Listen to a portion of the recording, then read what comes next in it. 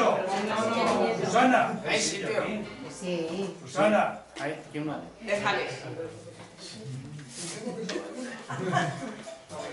¿Qué le cuesta con los pobres? Dale casta. Veniros aquí cuando lleguemos a foro. Sí, hay sitio. No, porque tapa la cámara. Bueno, pues buenas tardes a todos y todas. Muchas gracias por estar hoy aquí esta tarde en otra jornada de nuestra tercera escuela de verano. Hoy nos visita un compañero que en realidad pues tampoco necesita presentación. Y Miguel en Móstoles también es alguien especial porque participó en el primer acto público de Podemos Móstoles, entonces siempre le estaremos agradecidas. Miguel tiene una trayectoria colaborativa, desde el principio ha estado colaborando en ONGs, ha pasado por la gestión de la marabunta hasta su incursión en la política en Izquierda Anticapitalista. Y de ahí a ser uno de los fundadores de Podemos, pues un pasito. Como miembro de Podemos, ahora Miguel Urbán es eurodiputado y también forma parte del actual Consejo Ciudadano Estatal. En la Secretaría, corrígeme si me equivoco, de Acción en el Parlamento Europeo y en el área de Memoria Democrática y Antifascismo. Miguel hoy nos viene a hablar de un tema que, aunque a nosotros todavía no nos ha llegado de la misma forma que ha llegado a países como Holanda, Francia o Alemania, pues es un tema muy preocupante, que es el avance de la extrema derecha en Europa. Muchos de los partidos que apoyan esta ideología pues se han sustentado en problemas económicos, en la crisis que vivimos, pero esto lo han canalizado hacia un discurso que ellos llaman patriótico, pero que está enmascarado en unas medidas xenófobas y retrógradas que van en contra de los derechos humanos. ¿Hasta dónde pueden llegar estos partidos? ¿Hay alguna forma de frenar este avance? ¿Es posible la incursión en España de este tipo de ideologías o de partidos? Entonces de todo esto nos va a hablar Miguel y os dejo con él.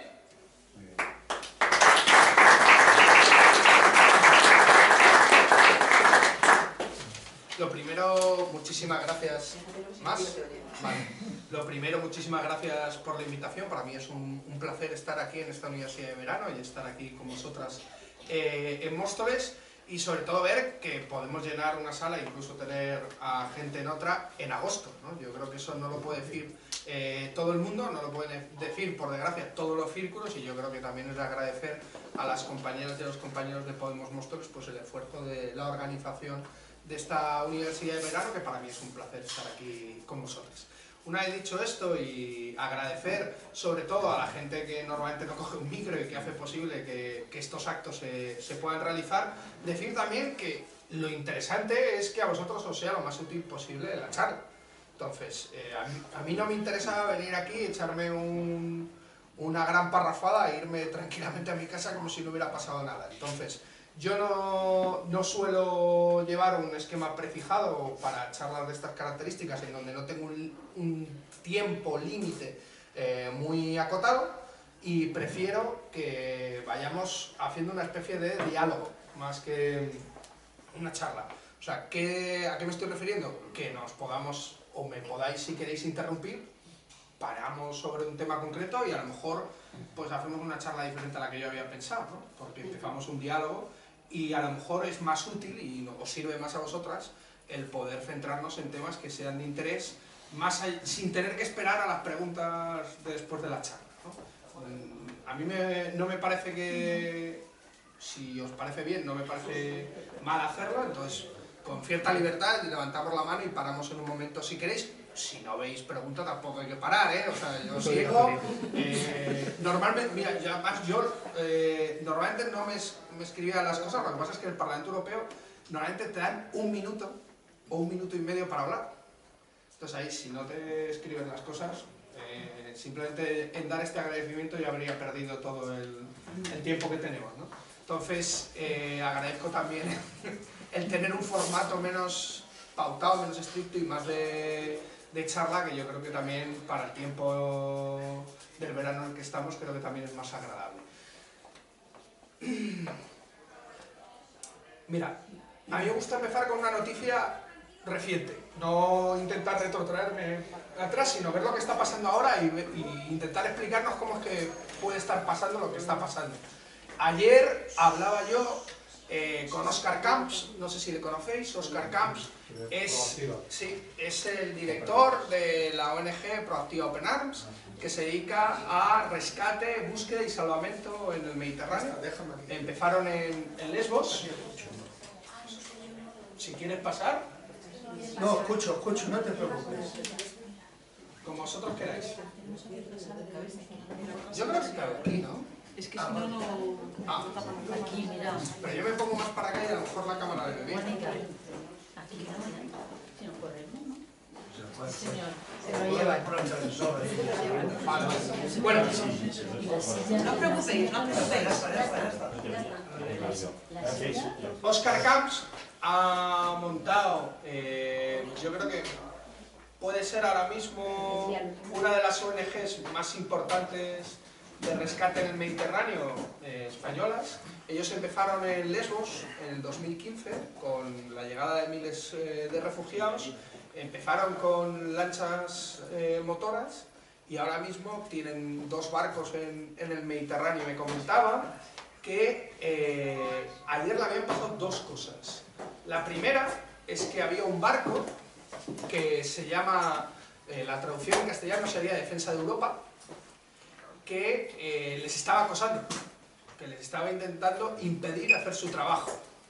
Este barco está fletado por organizaciones de carácter racista y xenófobo, neonazis, del conjunto Europa, que se llaman Generación Identitaria, que han fletado un barco directamente para ir a acosar a las ONGs que están haciendo el trabajo que tendrían que estar haciendo los Estados miembros de la Unión Europea, impidiendo que el Mediterráneo se convirtiera en una gran fosa común.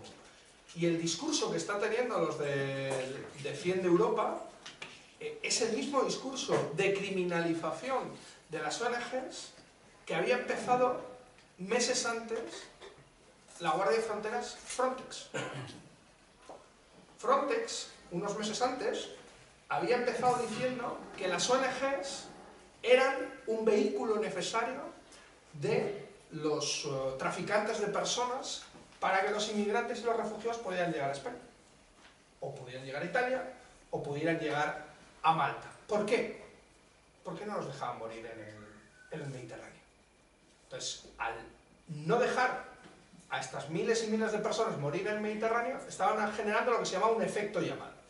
Y estaban favoreciendo el negocio de las mafias. Ese es el mismo discurso que ahora mismo está utilizando la extrema derecha, que ha flotado ese barco para impedir a estas ONGs de rescate y búsqueda en el Mediterráneo que actúen.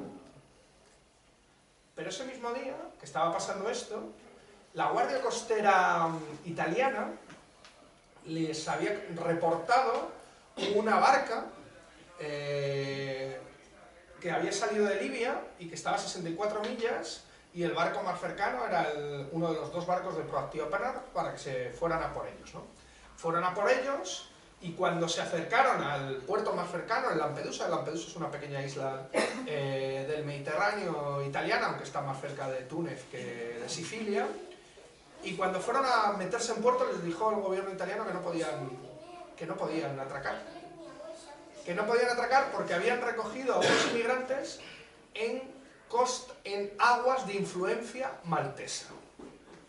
Se fueron hacia Malta, porque no les dejaban en Lampedusa, y en La Valeta les dijeron que no podían atracar porque quien les había dado la orden de recoger a estas personas había sido la Guardia Costera italiana. Han estado 49 horas sin poder atracar en ningún barco. Al final han tenido que decir que tenía una avería para poder atracar en un barco. Ese mismo día que les habían acosado un grupo de extrema derecha con un barco, que le habían impedido cumplir su misión, tanto el gobierno italiano como el gobierno maltés, la Guardia Costera libia se había encontrado con el otro barco a 14 millas de suelo libio y les había recibido con ráfagas de disparo intentando atemorizar justamente a las ONGs de rescate en el Mediterráneo. Esto no es algo nuevo, no es algo que hayan hecho justamente con Proactive Open Arms, sino que habían hecho, por ejemplo, 2 meses antes con Médicos Sin Fronteras. Y es el tercer caso que se conoce en los últimos meses en donde la Guardia Costera libia, una Guardia Costera de un país que no existe, o sea, que no tiene Estado, que no tiene Guardia Costera realmente, sacó un artículo hace poco que la Guardia Costera era propiedad de un señor de la guerra libio, está atemorizando a las mismas ONGs que atemorizaban la extrema derecha y que impedían realizar su trabajo los diferentes gobiernos de la cuenca mediterránea europea. La Guardia Costera libia está recibiendo 200 millones de la Unión Europea para impedir, teóricamente es para formar a la Guardia Costera libia, para impedir que sigan saliendo barcos, pateras, del territorio libio hacia el territorio europeo. Y teóricamente los recogen y los llevan a unos centros de internamiento, también pagados por la Unión Europea, centros de internamiento que, en palabras de la única autoridad con cierta fiabilidad en el territorio, que es Naciones Unidas, que ha visitado estos centros de internamiento, supuestos centros de internamiento extranjeros, parecidos a los FIES, a los centros de internamiento extranjeros que tenemos aquí. Allí pueden estar gente que está 1 año o 2 años, donde son constantemente violadas las mujeres, la mayoría de las personas son vendidas como esclavos, como si fueran un mercado, y no solo no se cumple ningún tipo de derecho humano, sino que se vulneran constantemente los derechos de estas personas, dicho en sede parlamentaria de la Unión Europea por parte del máximo responsable de Naciones Unidas en Libia, y todo esto está pagado por la Unión Europea. ¿Por qué os contaba yo todo esto si veníamos a hablar aquí de la extrema derecha? Podríamos decir, joder, solo es el barco, ¿no? El barco de la extrema derecha es el único que tenía relación con la charla que veníamos a hablar. No del todo. ¿Por qué? Porque lo primero que os quería contar es que la principal victoria de la extrema derecha en Europa es que, en cierta medida, podríamos hablar de su capacidad de marcar la agenda política dentro de las instituciones europeas y dentro de la mayoría de los países de la Unión Europea. Una capacidad de marcar la agenda política que constituye a la extrema derecha algo más de lo que objetivamente reciben votos.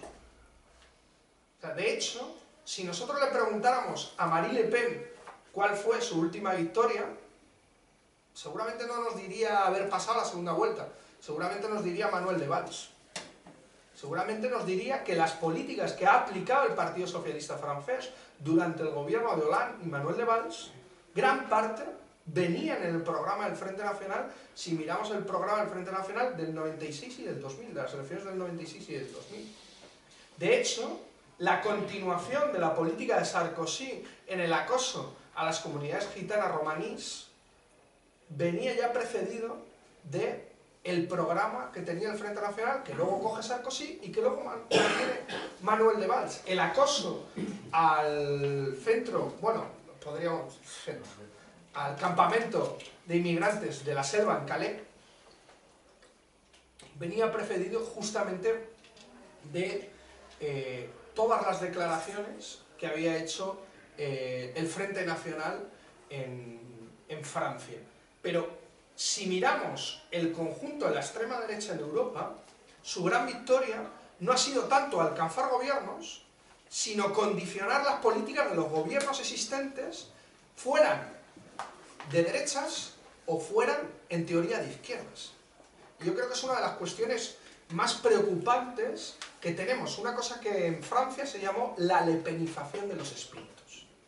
Cómo gran parte de la política de la extrema derecha ha conseguido permear el arco político, cómo el arco político ha girado prácticamente en su conjunto hacia la derecha, en el conjunto de Europa, y cómo se han llevado políticas que podríamos decir de xenofobia institucional, y ahí estarían las políticas que estábamos hablando de Frontex, las políticas de externalización de fronteras de las que estábamos hablando en Libia, pero por ejemplo podríamos hablar de que en Bélgica, en Bruselas, un gobierno municipal del Partido Socialista, cuando los supuestos ataques de Colonia, hace 2 años, no sé si lo recordáis, de la Nochebuena de Colonia, en donde supuestamente hordas de refugiados fueron a violar a mujeres alemanas, ¿no? El gobierno belga socialista hizo una clase obligatoria para todos los inmigrantes y refugiados, que era enseñarles a ligar, estigmatizando claramente a la población migrante y refugiada como acosadores. A mí me gustaría que hubiera clases obligatorias de ligar a todos los hombres, no a los refugiados o a los migrantes, para evitar justamente casos de machismo, casos de acoso patriarcal, que también lo realizan hombres nacidos en Europa, o incluso hombres nacidos en Europa con cultura occidental, porque ya parece que ya no te da la nacionalidad, que es otro de los grandes victorias de la extrema derecha, ha sido que la nacionalidad ya no te lo da nacer en un país, sino asumir la cultura predominante de ese país. Y eso es lo que estamos viendo en gran parte de Alemania, de Francia, de Bélgica, de Suiza, incluso de Suecia, en donde estamos viendo problemas muy serios de generación de guetos, en donde es caldo de cultivo excepcional para la extrema derecha y para intentar construir un choque entre culturas. Ese choque de civilizaciones de Huntington, no sé si nos acordamos, Huntington, a lo mejor empiezo a decir nombres y los intento contextualizar. Huntington fue un intelectual de los neocons estadounidenses cuando el gobierno de Bush, que dijo que una vez acabado el gran enemigo del comunismo, ahora se venía un nuevo enemigo sobre Occidente. Y ese enemigo eran los musulmanes, y en ese enemigo él lo tituló El choque de civilizaciones. Al principio fue un artículo, luego se convirtió en un libro interesante todavía de releer, El choque de civilizaciones de Huntington, y básicamente fue el armazón ideológico de los neocons norteamericanos para la segunda invasión de Irak. Fue un elemento muy importante para contextualizar, pero que a raíz además porque el choque de civilizaciones, si no me acuerdo, es del 98, pues por lo menos Paidós lo edita en castellano en el 98, pero con los atentados de las Torres Gemelas en el 2001 coge una nueva influencia, y con todas las leyes antiterroristas que se van surgiendo y una especie de auge de los autoritarismos dentro del mundo occidental, esta teoría del choque de civilizaciones va cogiendo cada vez más auge. Ya no solo permea entre lo que podrían ser las organizaciones de extrema derecha o incluso los sectores más reaccionarios de la derecha clásica, como podría ser los neocons republicanos en Norteamérica, sino que cada vez va cogiendo a más arco de la política europea en su conjunto. Es de los ejemplos más importantes del choque de civilizaciones en Europa, lo digo para que también vayamos poniendo nombres y países, sería Pim Fortuny, primero en Holanda, no sé si os acordáis, la lista de Pim Fortuny, estamos hablando del 2001, ¿sabes? A lo mejor os voy dando.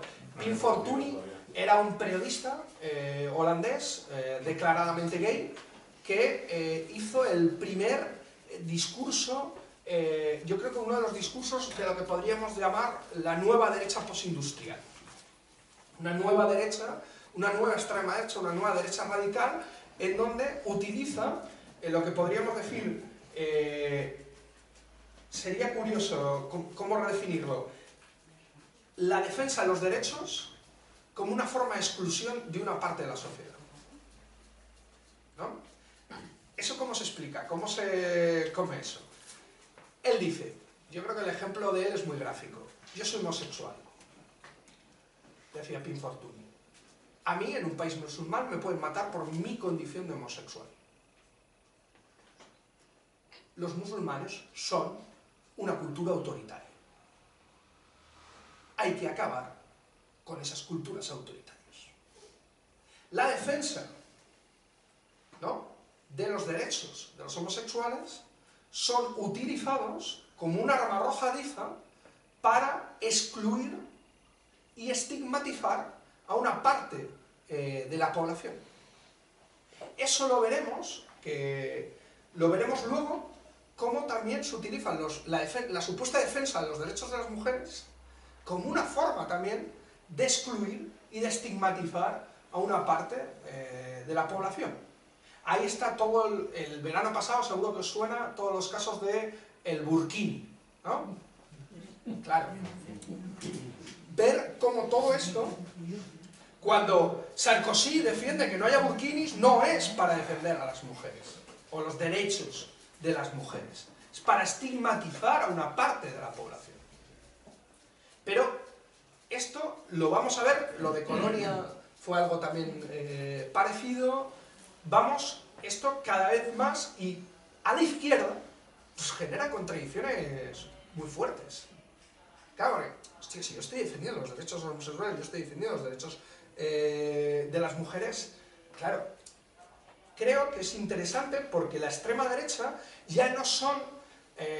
a ver, la extrema derecha, esta extrema derecha un poco más refinada, a España no ha llegado, ¿vale? O sea, nosotros mayoritariamente la extrema derecha que tenemos en España son o cabezas rapadas con poca, podríamos decir, novedad ideológica, o podríamos decir... Pocas luces. Sí, pocas luces seguro, pero algunos intentan... Pero con poca cultura. Podríamos decir que poco renovados, ¿no? Poco renovado. Es más un movimiento más neofascista que de derecha radical, como lo que podemos tener en Europa, ¿no? Pero tampoco ha llegado, la mayoritaria sería pues esa especie de franquismo sociológico que todavía sigue manteniéndose y que en gran parte sigue votando al Partido Popular y lo votará pues tradicionalmente, ¿no? Eso no supone que estemos vacunados para que una fuerza de extrema derecha entre en España. Luego si queréis hablamos. Yo os quería contar un poco lo que hay en Europa, porque es que a España y a Portugal nos conocen como la isla en Europa. Nos conocen como la isla porque somos los dos únicos parlamentos nacionales que no tenemos a ningún partido de la extrema derecha con representación parlamentaria. Otra cosa es que tengamos parlamentarios de extrema derecha en el Parlamento, que es diferente. Es diferente. Claro, es diferente. Pero no podemos decir que haya un partido de extrema derecha homologable a el Frente Nacional ni en el Parlamento portugués ni en el Parlamento español. Algo que no pasa en el resto de países europeos. Con lo cual, nosotros no es que seamos la norma, somos la excepción. Y yo creo que eso es importante, y es importante saber por qué aquí... Sí, pero aquí teníamos antes que no tenían en Europa Fuerza Nueva, y en Europa no lo tenían, aquí lo teníamos, así que luego se integran en el PP porque estaba mal visto cuando entramos en la Comunidad Europea. No, todas las... sí, eso no es así de hecho. Todos los países, incluso perdedores de la Segunda Guerra Mundial, tuvieron agrupaciones de extrema derecha con mucha más fuerza que Fuerza Nueva en España. Por ejemplo, no sé si os sonará el FPO austriaco, el Partido Liberal Austriaco, aquí nadie pensaría... El Partido Liberal Austriaco es el principal partido de extrema derecha austriaco y el principal partido prácticamente de extrema derecha europea en porcentaje de votos. Las últimas presidenciales se quedó a 50.000 votos de conseguir la presidencia del país, con un 40 y pico por ciento, 48 y pico por ciento de los votos, ¿vale? El FPO viene de un partido austriaco que en el 49 obtuvo el 11% de los votos. El MSI italiano, que hacía referencia al sector más radical de los seguidores fascistas de Mussolini, a lo que se llamaba la República de Salo, consiguió el 6% de los votos en las primeras elecciones de Italia después de la Segunda Guerra Mundial. en el sitio donde tardó más en emerger la extrema derecha prácticamente fue en Francia. Fue en En Francia. mayo del 69 fue cuando surge con fuerza que se la trae Pompidou, Fue se la trae de Alemania para acá. Podríamos hablar de que surge antes con un movimiento fascista muy primitivo, de carácter populista, que era el pujadismo francés, en el 57, que consigue, si no recuerdo mal, el 9,5% de los votos, consigue 28 diputados, entre los que se encuentra un tal señor Le Pen, que fue el diputado más joven de Francia con 26 años.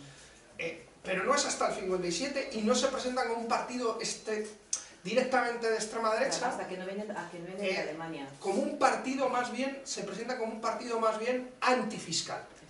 Contra los impuestos, el asfixia a los impuestos del Estado. Termino con esto y te doy un momento la palabra. Entonces, de hecho, en toda Europa ha habido reminiscencias. La gran diferencia es la renovación que ha tenido la extrema derecha europea, una renovación que no ha llegado a nuestro país. Sí. Que no ha llegado, una renovación ideológica, una renovación programática, una renovación incluso de símbolos, ¿no? Y que lo más renovado de extrema derecha sería la copia del escuadrismo italiano que representa Hogar Social Madrid, que representaría lo que podríamos llamar Casa Pound en Italia. Casa Pound en Italia es las primeras experiencias neofascistas de ocupación de edificios con una función social, ¿no? La ocupación de centros sociales, dentro del escuadrismo italiano que empezaría a la mitad de la década de los 80. Y aquí está Hogar Social, que sería lo más... Además, recogen, para los que os interesa, a Ramiro de Ledesma, que no es cualquier persona dentro del fascismo español, porque justamente representaría el fascismo más puro, ¿no? Contra la impregnación del franquismo, que no es considerado por muchos falangistas como un fascismo de puño verdadero, sino más bien un autoritarismo, una cuestión casi bonapartista, ¿no? en ese elemento. ¿Compañero? Yo solo te quería decir una cosa respecto a lo que has dicho de que en España no hay un partido netamente de extrema derecha. Entonces yo preguntaría una cosa, ¿el Opus Dei no es un partido de extrema derecha? Bueno, porque yo entiendo que el Opus Dei es la extrema derecha más derecha de este país. Realmente... Y luego tiene, por ejemplo, el Hazte tiene, por ejemplo, también la Falange, yo creo que hay pocos, pero tiene, por ejemplo, el todo de la Fundación Francisco Franco. Esta gente todavía tiene mucho peso y no sé hasta qué punto están organizados como en Europa, pero desde luego que son una extrema derecha fascista sin ninguna duda. Y son, como te he dicho antes, muy votantes del PP. Por eso he dicho... España no necesita un partido de extrema derecha como tal con sus siglas, porque ya está integrado en... Por eso mismo de he hecho, dicho... hay ministros en España que pertenecen al Opus Dei. Por eso mismo he dicho que no hay un partido con representación parlamentaria en el Parlamento de extrema derecha, hay parlamentarios de extrema derecha en el Parlamento, que no es lo mismo. Por eso esa sería la diferenciación. Además, el Opus Dei, mira, para que veamos más o menos las tres grandes ramas de la extrema derecha europea. La primera sería toda esta de extrema derecha de la que yo estaba hablando, que sería esa extrema derecha que ha renovado intelectualmente, ideológicamente, y que creo que son las más peligrosas, porque sobre todo son las que compiten, podrían competir directamente con nosotros por un espacio dentro de las clases populares, ¿no? Y yo creo que eso es, por eso es muy importante atenderlas y tenerlas en cuenta. A mí me preocupa mucho más esta extrema derecha que grupos neonazis que verdaderamente tienen poco impacto a la hora de marcar agenda política, de marcar políticas o incluso de poder tener opciones electorales, ¿no? Yo creo que Hogar Social, por ejemplo, no tiene opciones electorales a día de hoy, ¿vale? Esa extrema derecha de la que hablabas tú, que sería la extrema derecha, podríamos decir, más conservadora, ¿no? Más tradicionalista, como una derecha más que fascista, más que fascista, podríamos decir retrógrado, ¿no? Es que no es exactamente lo mismo, y yo creo que eso es importante, lo que sería la definición del fascismo más clásico, pero esa derecha es la que, por ejemplo, es hegemónica en Polonia. Es una derecha muy hegemónica en Polonia, tiene importantes ramificaciones dentro del Partido Popular, pero no es la que controla el Partido Popular. El Partido Popular tiene familias en su interior y demás, lo que pasa es que no se expresan. Normalmente se expresan en los tribunales, cuando uno denuncia al otro y hace una filtración, ¿no? Normalmente los congresos del Partido Popular puede ser que dentro de poco los hagan en la Audiencia Nacional, pero es verdad que no cumple está totalmente alejada de esa nueva extrema derecha, que es a mí la que me preocupa más, que luego le vamos a dar me preocupa más por cómo compite, por la captación de las clases populares, pero también su capacidad de marcar agenda y de permear el debate público. Y por último hay una extrema derecha, que podríamos decir una extrema derecha más de clase neofascista, en donde más escuadrista, donde estaría Hogar Social, por ejemplo, en España, estaría Amanecer Dorado en Grecia, y el partido más fuerte, para que os suene, es el Jobbik en Hungría, ¿vale? O sea, lo digo para que más o menos y tiene mucha reminiscencia con el pasado nacionalsocialista. De hecho, no lo esconden. O sea, la utilización de Ramiro de Ledesma en el tema de Hogar Social es muy claro, pero por ejemplo, el Jobbik recupera la formación paramilitar del fascismo húngaro del periodo de entreguerras, ¿no?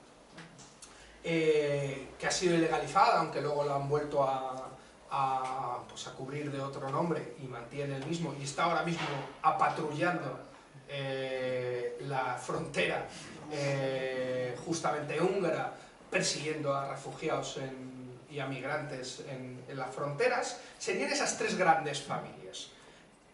Nosotros podríamos decir que tenemos esa pata más conservadora dentro de lo que podría ser el Partido Popular o incluso Vox, ¿no? Por más o menos orientarnos, aunque Vox empieza a tener ciertos elementos que empiezan a innovar un poco en su cosmología más tardeo-franquista. Es realmente la extrema derecha postindustrial, la nueva extrema derecha, la que no tiene un representante claro en el Estado español. Tuvo un intento en Cataluña con Plataforma per Catalunya, más o menos, incluso marcó, sin tener una representación en el Parlamento, consiguió marcar mucho la agenda política durante un tiempo en Cataluña. Es curioso, se han prohibido, en 40 instituciones se ha prohibido el burka en España, en 39 han sido en Cataluña. No es casual, no es casual. Incluso sin tener representación parlamentaria, la capacidad de marcar agenda a una extrema derecha todavía no lo suficientemente fuerte, vemos que era bastante interesante. De hecho, es curioso, el ejemplo a mí que más me pareció más curioso fue el de Hospitalet. Hospitalet es la segunda ciudad de Cataluña. En Hospitalet ha gobernado hasta hace poco el PSC siempre con mayoría absoluta, cinturón rojo, ¿no? Lo que se considera el cinturón rojo. Y ahí no existía Plataforma per Catalunya, pero ya ese rum-rum que se daba en Cataluña ya les empezó a golpear, y el PSC empezó a legislar con el tema de las leyes del civismo, ¿no? Las leyes cívicas, y planteó que los migrantes que hubieran recibido una denuncia por incivismo, por ejemplo, una denuncia por incivismo es que un vecino hubiera dicho que ha puesto demasiado alta la música, o ha puesto el reggaetón demasiado tarde o demasiado pronto, o ha hecho... Si recibieran una denuncia por incivismo, eso penalizaría para que los servicios sociales del ayuntamiento no daran un consentimiento para la renovación de los papeles. ¿Vale? Un año después de la aprobación de esta ley cívica, el PSC pierde la mayoría absoluta en Hospitalet y Plataforma per Catalunya entra con 2 concejales en Hospitalet cuando nunca había tenido representación parlamentaria. Eso es lo que es la expresión más gráfica en España de lo que podríamos considerar la lepenización de los espíritus. Como un partido socialista amolda, sin haber ni siquiera una presión social ni una presión electoral de un partido de extrema derecha, amolda parte de su programa a ciertos tics estigmatizadores, de xenofobia institucional, lo que genera al final un espacio para que se cuele la extrema derecha. Y una vez que se cuela es muy complicado que salga. Hay que hablar de que gobiernan en varios cantones en Suiza, gobiernan dando soporte en Dinamarca, en Noruega, el Partido del Progreso noruego, por ejemplo, que sería de esta derecha postindustrial. No sé si os sonará Breivik, el asesino de Utoya, ¿no? El que entró disparando, Sí, a los ¿no? jóvenes, sí, que el Congreso de las Juventudes. El Congreso de las Juventudes, la Universidad de Verano de las Juventudes Socialistas, en la isla de Utoya, entró y asesinó, no recuerdo el número, pero 60 para arriba, ¿no? Por ejemplo, yo recuerdo que lo que se intentó hacer con Breivik era psiquiatrizar lo ocurrido. ¡Está loco! Como si no hubiera una ideología justamente detrás. Cuando un yihadista se inmola, nunca nadie dice que esté loco. Lo que dice es un terrorista, y lo es. Breivik no estaba loco, era un terrorista. Era un terrorista de extrema derecha, que tenía una motivación política, igual que lo tiene, por desgracia, los yihadistas. Y hay que tratarlos como terroristas, que son lo que son. Entonces, muchas veces intentamos buscar ese elemento de despegarlo de a nosotros no nos puede pasar, porque si nos pasaba a nosotros, si no psiquiatrizábamos lo ocurrido con Breivik, podía pasarle a cualquiera. Ya no era una cultura, una religión los que eran directamente terroristas, ¿no? Le podía pasar también a la sociedad, en este caso noruega. Yo creo que eso fue un ejemplo claro. Pero vayamos al tema de la extrema derecha postindustrial, que a mí es la que yo creo que más nos interesa y nos puede ayudar más. Primero, veamos de dónde bebe, ¿no? Cómo hace esta renovación ideológica. Podríamos hablar que, de hecho a mí me gusta hablar de, es una corriente nacional populista de carácter xenófobo. Y bebe de dos ejemplos del populismo europeo muy interesantes.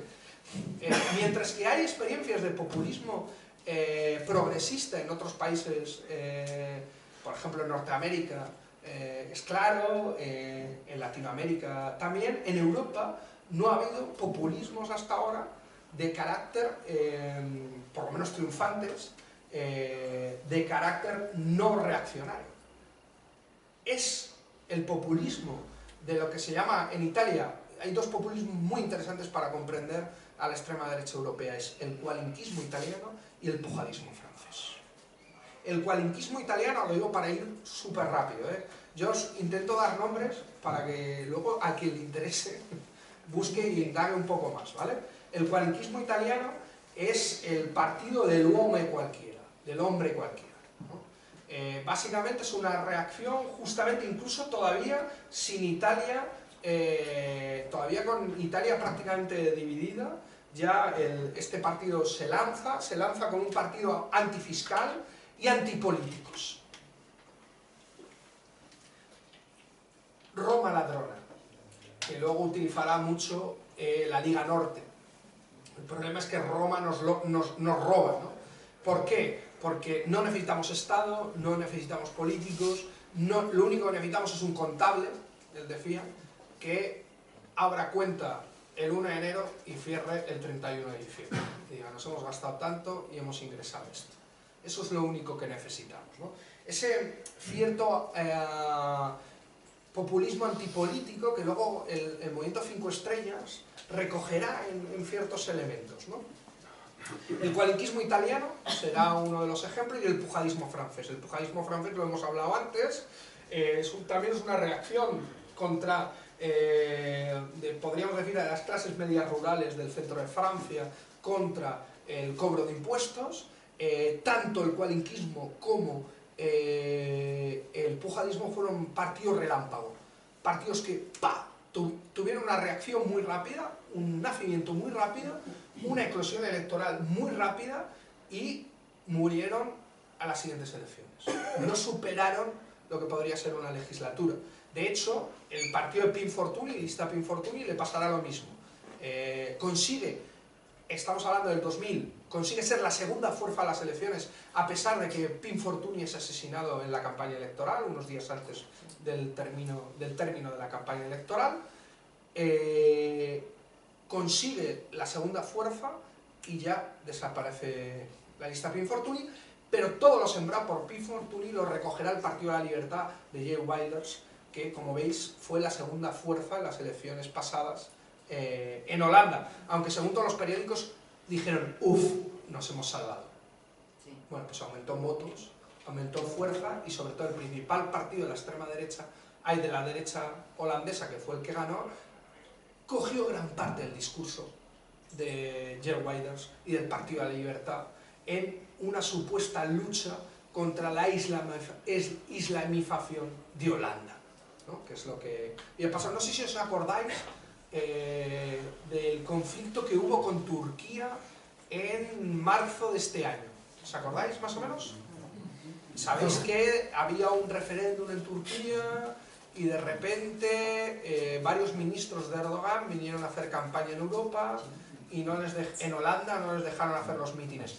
¿Por qué no les dejaron hacer los mítines? Porque el gobierno estaba en campaña electoral y le interesaba chocar con el gobierno turco, escenificar una supuesta fractura política para decir nosotros somos el brazo duro contra el Islam y contra los turcos, y quitarle una parte del electorado justamente a la extrema derecha holandesa. Eso también lo hizo Merkel en esas mismas fechas.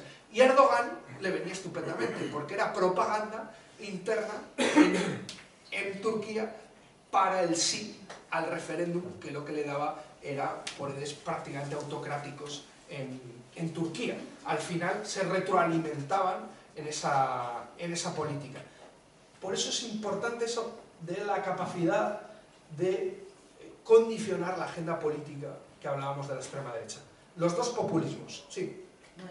¿Y no crees que aquí a lo mejor se está haciendo un ensayo con Ciudadanos para que sea la emergente, o sea, el partido emergente? Porque date cuenta que hay muchos falangistas dentro de ese partido. Incluso Rivera era de las juventudes falangistas. Puede que sea, al surgir, o sea, surge de una forma más educada, y sin embargo puede que sea el laboratorio donde confluirán date cuenta que en Cataluña son anti tal, no sé qué, y empezaron allí, lleva 8 años de diputado ahí, es decir que puede que sea en un laboratorio donde puede Ciudadanos sería otra cosa, pero hay una cosa que se llama la prueba del algodón, ¿no? Como ciertos elementos que determinan si estamos ante una derecha radical, populista de carácter xenófobo, ¿no? Sí, son xenófobos, claro. Ciudadanos no ha hecho una apología todavía, por eso he dicho todavía, de, podríamos decir, anti-inmigración, de xenofobia y demás, ¿no? Como sí que hace el conjunto de la política extrema derecha. Yo creo que sí que puede haber gente dentro de Ciudadanos que lo utiliza como una plataforma, eso es evidente, pero igual que utilizan el Partido Popular, y yo lo vincularía más con un fenómeno más lerrousista, ¿no? Por dónde nace, justamente en Cataluña, a qué sectores toca. Es verdad que hubo un estudio, el único estudio que yo vi, pero es de antes de que.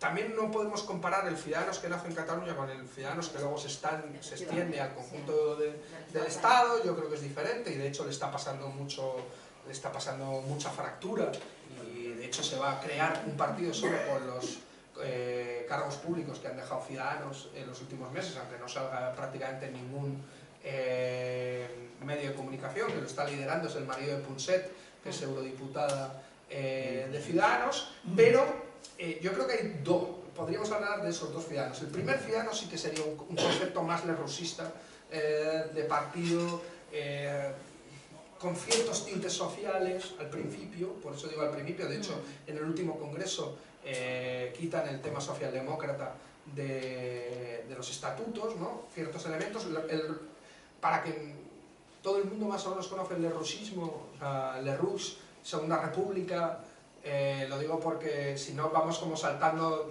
de muchas cosas. Es un fenómeno que empieza a la izquierda y al final termina más vinculado con los gobiernos de la CEA, con los gobiernos de la extrema derecha, más vinculados casi con la derecha radical, casi con el fascismo. ¿Qué está pasando en Francia? Que todos las ciudades, y con un elemento... los distritos que eran del PC, ahora están todos con Sí, pero el no, aquí es la mutación del conjunto del partido, el lerrousismo. Y además, Lerroux tiene justamente una postura muy centralista, muy anticatalana en lo que sería la Segunda República, que también es algo que yo creo que le impacta mucho al conjunto de la política de Ciudadanos. Pero volvamos otra vez a nuestra extrema derecha postindustrial. Tenemos esta nueva derecha nacional popular xenófoba con esos populismos. Si acaso aquí las únicas experiencias electorales de esas características, yo siempre intento poner lo más parecido que hay en España, pudo ser la candidatura Ruiz Mateos y el Gil, ¿no? Serían los dos ejemplos más parecidos. Lo que pasa es que aquí parece que todo es como más torrentiano, ¿no? O sea, menos glamuroso, ¿sabes? Intelectualmente. Pero claro, era al señor Ruiz Mateos pero Ruiz Mateos consiguió 2 eurodiputados, o sea que no es tampoco poca cosa.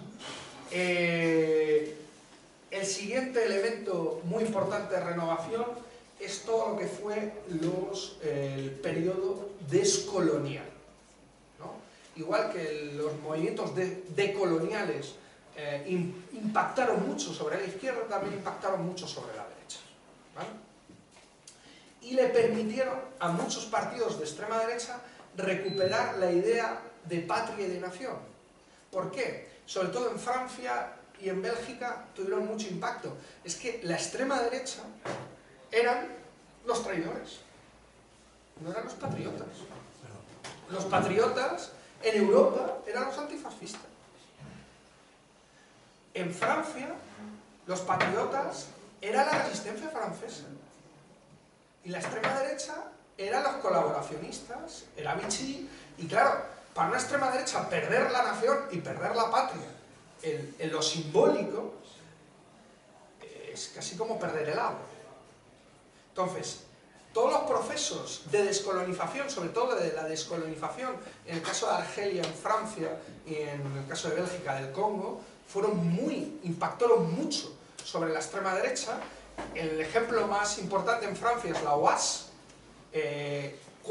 ¿Os acordáis de cuál era el símbolo que utilizaba la OAS para reconocerse entre ellos? La cruz céltica, que luego es lo que utilizan los grupos neonazis cuando veis las pintadas. O sea, digo para que también veáis de dónde vienen las cosas, ¿no? Pues eso lo utilizaba la OAS. Que era la UAS, ¿sabéis lo que era? Era un ejército semiclandestino dentro del ejército francés, que incluso llegó a atentar contra De Gaulle, intentó dar un golpe de Estado y demás, ¿no? Bueno, todo el movimiento en torno a la UAS y a la descolonización fue lo que dio un aire, el primer cierto aire, a la extrema derecha más clásica francesa. De hecho, Le Pen deja de ser diputada con el pujadismo francés para reincorporarse al ejército francés en Argelia para luchar contra la descolonización en Argelia, ¿no? Es verdaderamente curioso. Dicen que ahí perdió el ojo. Hay diferentes versiones en si lo perdió en Indochina, como lo perdió en Argelia. Y esto da un cierto aire de recuperación de la idea de Francia y de nación a la extrema derecha francesa. Y a la extrema derecha belga, la pérdida del Congo constituye una corriente política muy importante para luego conocer, por ejemplo, al Hogar Social madrileño, que es la Joven Europa de Jean Tirole. Nace como un movimiento anti-descolonización del Congo y empieza a funcionar como una especie de tercera vía de la extrema derecha, que plantea ni capitalismo ni comunismo. Tercera vía, Europa independiente del bloque soviético y del bloque estadounidense, OTAN y demás. De hecho, muta hasta tal extremo que el primer muerto europeo en la primera intifada es un militante de Joven Europa.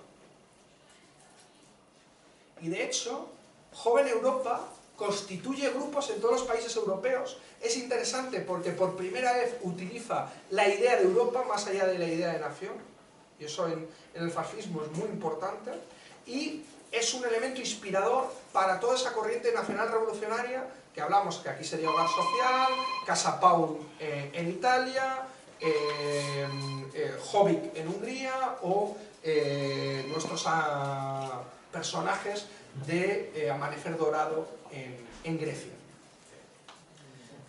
Joven, para que veáis, ¿qué termina siendo Joven Europa en España? La Librería Europa. No sé si os suena la Librería Europa. Lo digo para que veáis, ¿no?, cómo al final todo siempre tiene, ¿sabes?, con un pequeño inicio. La Librería Europa es la principal librería de propagación de libros nacionalsocialistas en España, en Barcelona, básicamente. Y de ahí, gran parte de lo que fue Joven Europa, Librería Europa, luego crea, influye, más que crea, influye en el nacimiento de Bases Autónomas, que sería el principal grupo neonazi de acción en la calle de los años finales de los 80, principios de los 90, y que además fue muy renovador en cierta medida dentro de la esfera nacionalsocialista, y gran parte de cosas de Hogar Social también las recogen de Bases Autónomas. Lo digo porque, para que veamos cómo al final ese organigrama difícil se va conectando.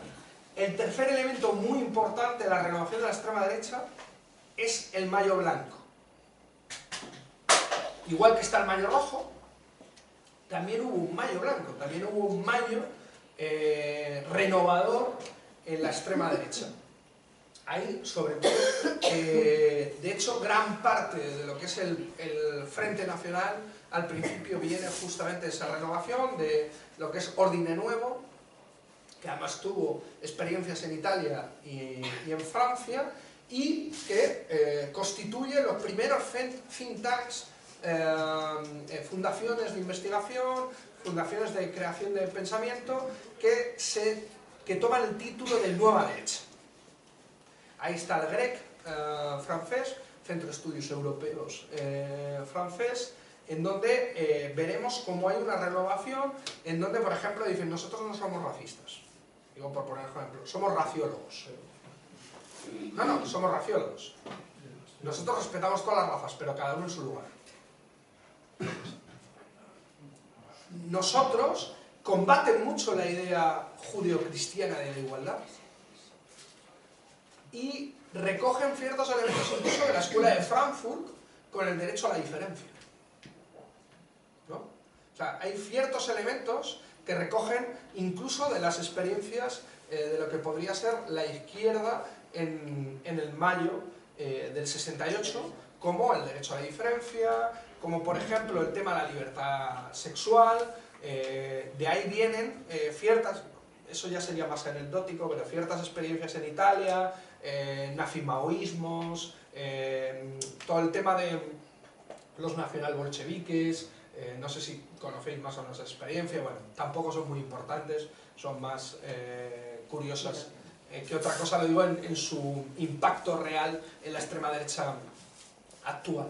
Esas tres ramas serían las que constituyen gran parte de la innovación de la extrema derecha europea. Una innovación que a nuestro país no llega, porque aquí ya teníamos una dictadura. Aquí no llega. O sea, de hecho, Joven Europa es de lo más novedoso que llega a España, y se mantuvo totalmente al margen de lo que son las estructuras del régimen. O sea, la extrema derecha no permea.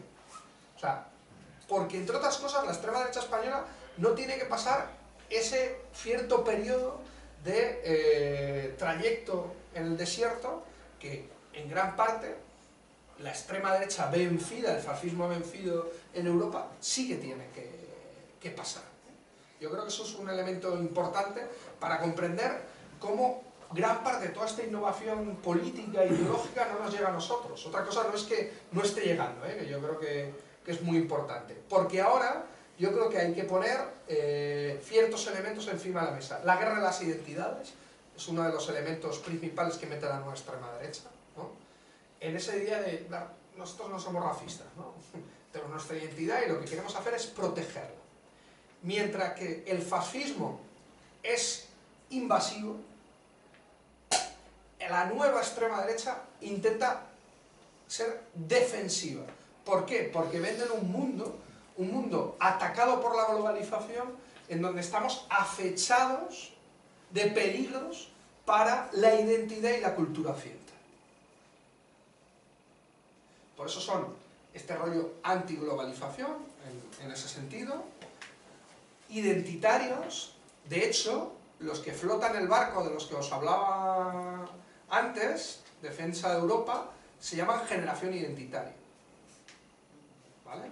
O sea, el tema de la identidad, el respeto a la identidad, en donde incluso meten dentro de la identidad el tema de los derechos. O sea, la defensa de las mujeres, la defensa incluso de los derechos LGTB, de ciertos derechos democráticos, es parte de nuestra identidad. Y hay otras culturas que vienen a atacar esa identidad de derechos que ha construido Europa. Yo creo que por eso es importante justamente lo que se estaba hablando. Una identidad atacada, pero también la identidad está muy vinculada al concepto de nación. Ya el concepto de nación no está vinculado solo a lo territorial, sino a la cultura y a lo identitario. Yo creo que es un elemento muy importante para comprender el nacionalismo de la nueva extrema derecha. Yo creo que no es un nacionalismo expansivo, como podría ser el de los fascismos clásicos de entreguerras, que yo creo que es otro elemento esencial. El hiperliderazgo es un elemento también fundamental de esta nueva extrema derecha. De hecho, está construido toda, prácticamente, en torno a grandes figuras con muy poca estructura partidaria, salvo el caso del Frente Nacional, que yo creo que puede ser uno de los partidos más estructurados de Francia, una vez que el Partido Socialista Francés está en claro declive. Yo creo que eso también es importante tenerlo en cuenta. Otro elemento, yo creo que muy importante de la extrema derecha, ya no es solo... Sí, lo siento. Ya no es solo la cuestión anti-inmigración, ¿no? Yo creo que sería otro elemento como de esa prueba del algodón de que hablábamos, esa xenofobia política, sino también, y de matiz económica claramente, sino también anti-islam, ¿no? Yo creo que es otro de los elementos con todo el tema del choque de civilizaciones de Huntington, del que hablábamos antes, que es uno de los, yo creo que distinguen más a esa nueva extrema derecha. Una extrema derecha que construye no solo partidos con una gran capacidad electoral, sino que también construye movimientos. Yo creo que esto es muy importante también tenerlo en cuenta. Pegida, en Alemania, es previo a el auge electoral, por ejemplo, de Alternativa por Alemania, que sería el principal partido de extrema derecha. Pegida era un movimiento anti-musulmán, contra la islamización de Occidente. Eso era su nombre. Y esa construcción de años previos son lo que luego da un alce electoral a una candidatura como Alternativa por Alemania, que estaba en un 2,5%, y ahora mismo puede llegar a un 10% en las próximas elecciones del Bundestag el 24 de septiembre en Alemania, ¿vale? Pero es que Alternativa por Alemania no se crea como un partido xenófobo contra los refugiados, eso lo coge después. Se construye un partido xenófobo contra el sur de Europa. O sea, Alternativa por Alemania lo que defendía es que no se podía seguir malgastando el dinero de los alemanes en rescatar a los vagos de Grecia, Italia, España, Portugal o incluso Irlanda. Claro, cuando Dijsselbloem, el presidente del Eurogrupo, dice que el dinero nos lo gastamos en alcohol y en mujeres, en el sur de Europa, no es casual. El tío no se equivoca. No se equivoca. Esas declaraciones las hace en uno de los principales diarios alemanes. ¿Por qué hace un socialdemócrata holandés unas declaraciones claramente xenófobas ante los países del sur de Europa? Primero, más allá de que se lo crea o no, que yo no entro en eso, él había perdido las elecciones, su partido había pasado del segundo puesto en las elecciones de Holanda en marzo, de las que hablé, que es el segundo lo consiguió Geert Wilders, al 7º lugar, ¿vale? Con lo cual, él ya no es ministro de Economía, no puede seguir dirigiendo el Eurogrupo, salvo que Schäuble, el ministro de Economía y Hacienda alemán, diga que sí. Él estaba haciendo puntos en Alemania, porque le daba igual lo que pensáramos los países del sur de Europa en el Eurogrupo. Quien pone el presidente es Alemania. Entonces, ese racismo y esa xenofobia no es solo propiedad de esta extrema derecha, sino que va impregnando cada vez más al conjunto de las sociedades en Europa. Y eso es lo que hablamos de la lepenización de los espíritus y de la política europea. Yo creo que eso es lo más preocupante. Para mí ese es el elemento, y si queréis vamos a... porque ya debo llevar mucho tiempo, entonces... ¿Cómo justifica en Europa la relación tan amistosa con Marruecos y con Arabia Saudí? Porque ahí sí que no los tratan de árabes a ninguno de los dos, ni de musulmanes, cuando son, quiero decir, los países donde más problemas puedan tener, donde en Arabia Saudí, ¿quién nos está pagando? Que no se oye. ¿Por qué se trata bien a Arabia Saudí y a Marruecos? Sí, no, que Eso, son te amigos, digo son para amigos. la otra sala. Sí, No, que es para ellos. Son amigos, sí, son amigos. ¿Cómo lo defienden en Europa? Geoestrategia. Dinero y negocios. Claro, o sea, a ver, el problema no son los musulmanes, el problema son los musulmanes pobres. Porque esos son, pero como siempre, esos son los que vienen aquí. A ver, en Patera no viene el jeque de Arabia Saudí. Primero Marruecos se la quiere por una cosa que se llama externalización de fronteras. Básicamente para que haga de policía de fronteras de la frontera sureuropea y básicamente de nosotros. Y de hecho, gracias a eso, en políticas de buena vecindad, en los últimos 6 años a Marruecos se le ha dado 1.700 millones de euros de la política europea llamada de buena vecindad. Pero además se le ha pagado con favores políticos. Por eso llevamos 40 años olvidándonos de nuestros hermanos saharauis y de la ocupación del Sáhara. ¿Por qué? Porque pagamos a la autocracia de Marruecos, o por ejemplo, han echado a todos los periodistas que estaban siguiendo la revuelta del Rif, la revuelta social del Rif. ¿Alguien ha dicho algo? Los defensores del periodismo en este país han dicho algo de que se impida, no, claro que ha habido muertos, pero de que se les impida a los periodistas seguir las notificaciones de lo que está pasando en el Rif. No han dicho nada. De hecho, acabamos de detener a un periodista perseguido en Turquía por ser crítico con Erdogan y lo acabamos de detener aquí.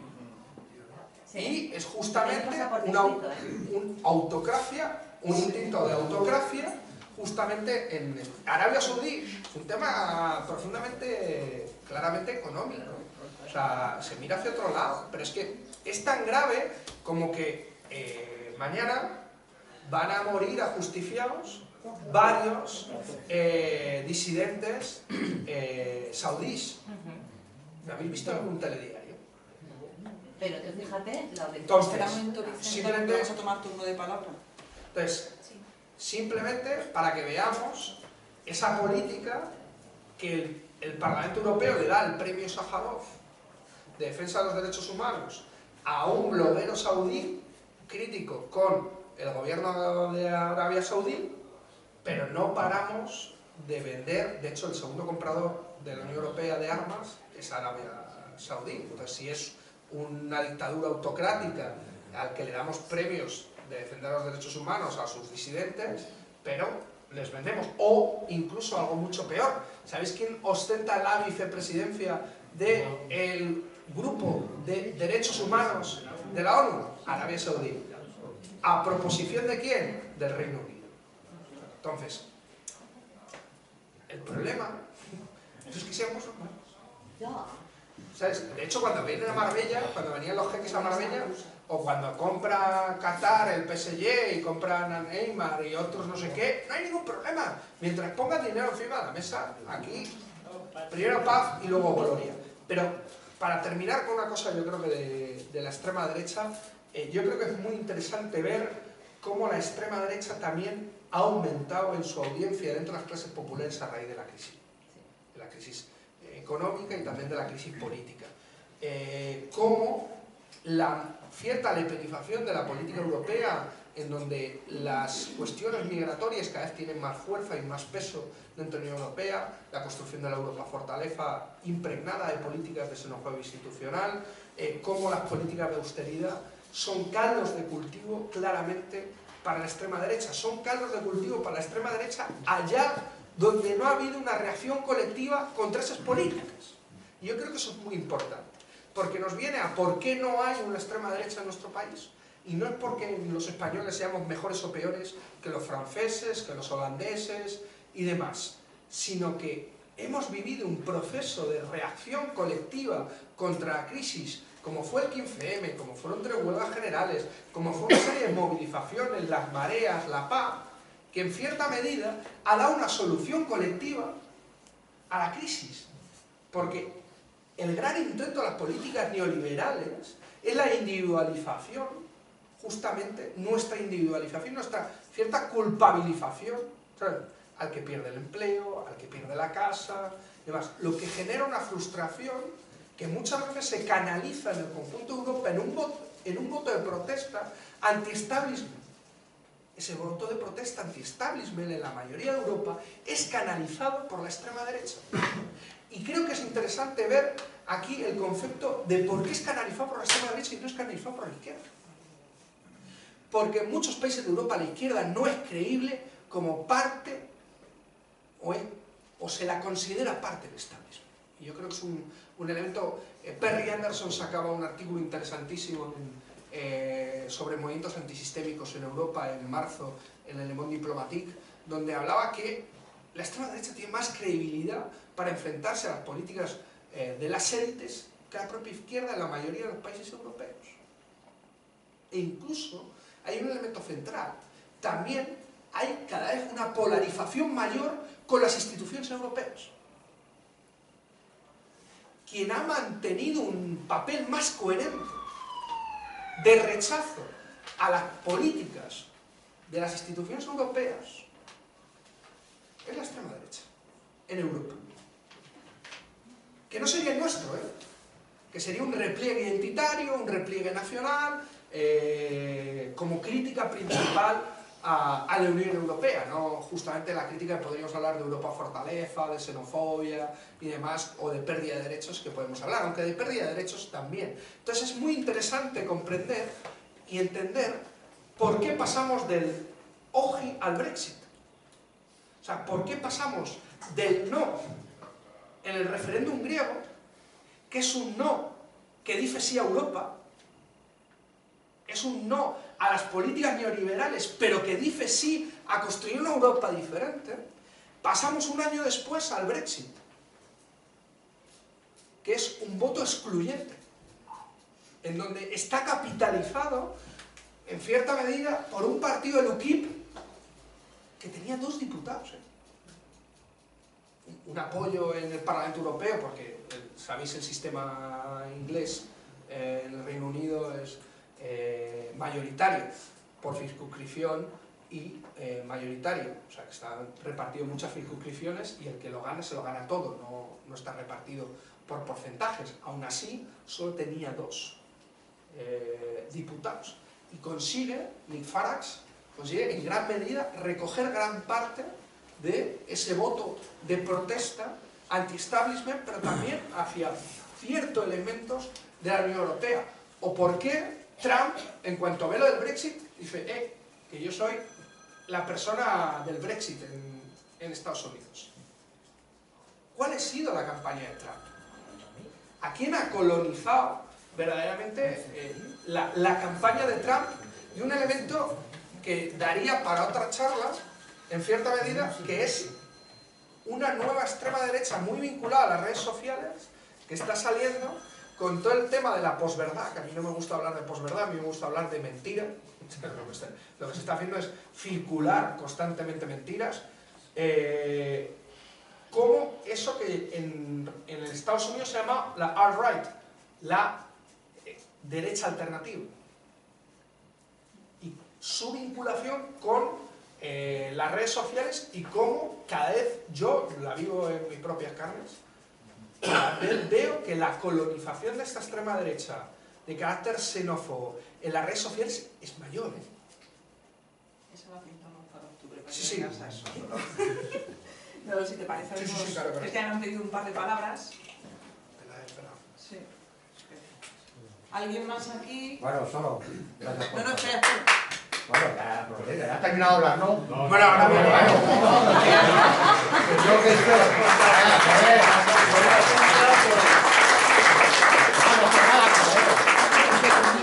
Vamos a dar un aplauso, simplemente. Si alguien de la otra sala quiere turno de palabra también, que se asome.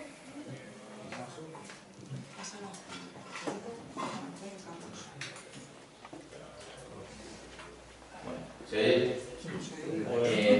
Uno de los fenómenos que a mí por lo menos más me llamaba la atención en Francia, del Frente Nacional, es que ha transformado a la mayoría de los antiguos baluartes del Partido Comunista francés en barrios y distritos en sus propios baluartes.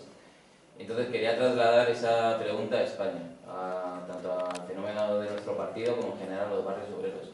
Es muy habitual y no cuesta nada, estando en un bar, en cualquier barrio humilde de Móstoles o de cualquier otra parte del país, o hablando con gente de clase más humilde, cómo calan perfectamente argumentos anti-islamistas, de que vienen a robarnos el trabajo, etc. Pero es al mismo tiempo gente que todavía en buena parte sigue votando al PSOE o nos vota a nosotros. Entonces sí que me preocupa dónde crees que podría estar esa mecha, que podría prender el caldo de cultivo, que podría convertirse perfectamente en ese nuevo partido fascista o de esa nueva derecha que has descrito también en España.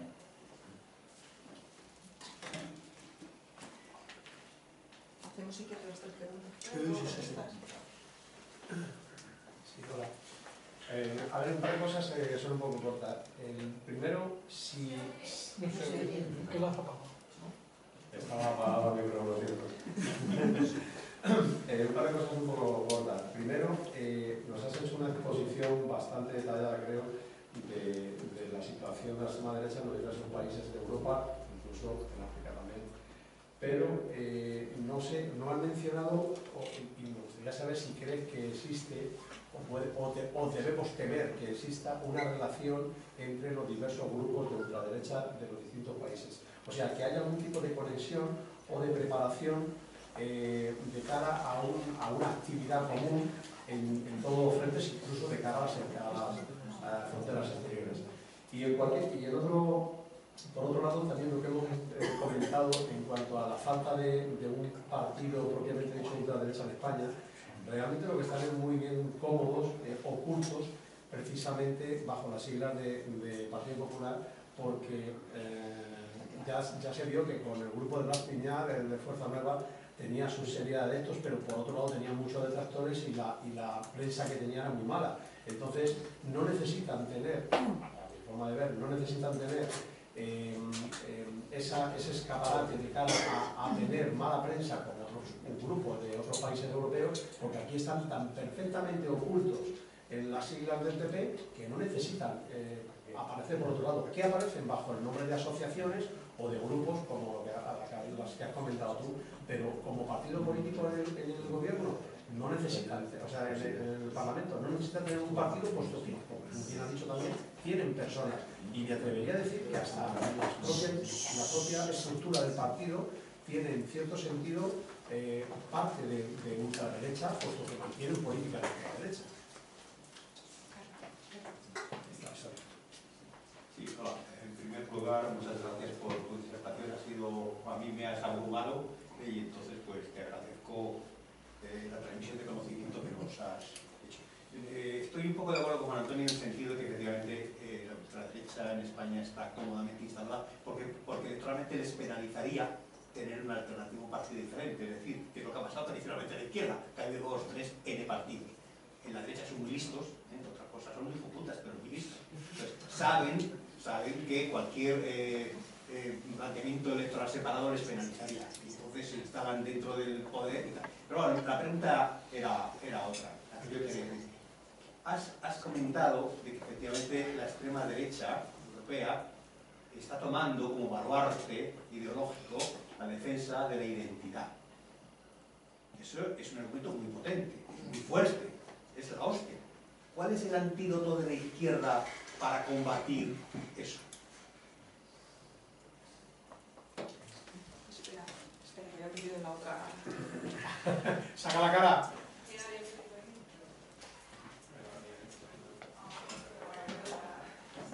Pero ven aquí, lo cuentas.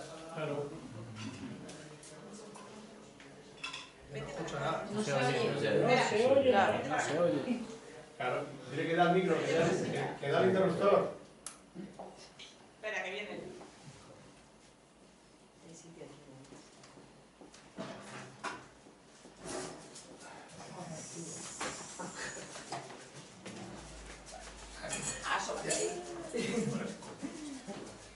Bueno, estaba de acuerdo con los otros señores. ¿La has apagado? Que estoy totalmente de desacuerdo de que España podía ser una isla con Portugal, que no existe en la extrema derecha. Yo soy de los que opinan, y hace poco un holandés me lo ponía, por ejemplo, en Francia y en el mismo Holanda son bastante más laicos que nosotros, pero vamos, con una diferencia abrumosa. De hecho, yo hace poco, hablando con un holandés, pues se asombraba, estoy hablando del barrio de Mirasierra, para que os hagáis una idea de los colegios que hay ahí en Mirasierra, y se asombraba porque su hijo le comunicaba de que a las 12 de la mañana le sacaban de clase. Y es que a las 12 es la hora del ángel, señores. Eso es aquí en España. Y él no lo entendía. Entonces, hombre, pensar que España es una islita, creo que no es tomarle la verdad por los cuernos.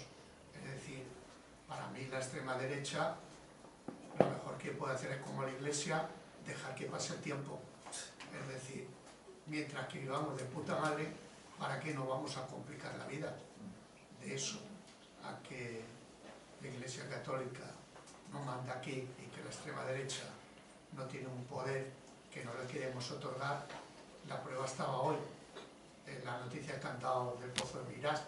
¿Para qué coño se iba a molestar la Fundación en reclamar algo si ya lo tenía? Es cuando tratamos de quitárselo, cuando la Fundación sale a decir que qué es lo que pasa. Es decir, no confundamos nunca el catolicismo abrumador que hay en este país, el poder económico que tiene ese catolicismo abrumador y la extrema derecha oculta detrás de ese catolicismo con la realidad, nada más. Tenemos 2 turnos de palabra más y ya contestas, porque si no se nos va la hora. Breves, Sí. Yo voy a ser muy rápida. A mí lo que me parece es que no se habla nada de Estados Unidos y yo pienso que la PIR está metida por todas partes. Y algo tiene que decir en esto también, no va a decir nada. Pero vamos, que manipule también. Nada más que eso.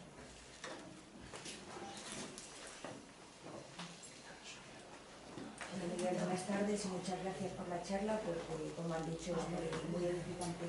Yo lo que quería decirte es por qué la extrema derecha está tan metida en reafirmar su identidad, y en cambio a la izquierda parece que nos da miedo, porque yo creo que siempre que la izquierda ha actuado así es, por ejemplo, cuando surgió el fascismo en Alemania y todo eso, porque ese miedo a decir realmente lo que somos, de dónde venimos y todo, nada más.